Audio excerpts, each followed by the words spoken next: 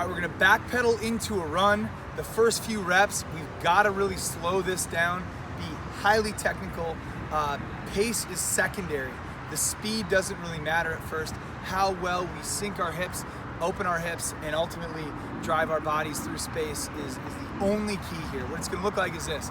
I'm gonna start with a nice, super easy, slow back pedal, hips back, eyes up. I'm gonna open my hip big, pull my back leg up and over, and turn it into a run. A lot of people who are on our programs have done a shuffle to sprint. This is a very similar idea, except there's gonna be a greater range of motion in the hip to get all the way over into a linear sprint position.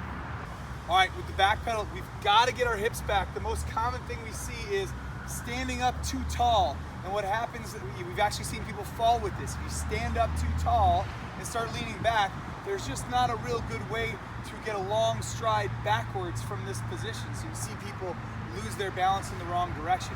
You've got to have your hips back to take nice, long, strong strides in that direction. Also, for an obvious perspective, what we want is for this to transfer into sport. If you're ever in a back pedal position, regardless of sport, the goal would be able to charge forward if you had to, or back to side. If you are up tall and all your weight's going in the wrong direction, you're just not going to be very athletic. We're going to sit back, eyes up, back pedal, coordinate the back pedal, anticipate the turn, meaning anticipate which leg you're going to open up and turn with. I'm going to turn over my right hip, just for demonstration purposes. I'm going to turn over my right hip, open, okay? Second leg up and over. Notice where my arms are, up and over, into a sprint position. So again, I think it's, when we teach this, we're going to go nice and slow. Hips back, eyes up, open, and drive through, okay? Only go as fast as the technique will allow. Doing this poorly doesn't really make you more of an athlete. It just makes you tired.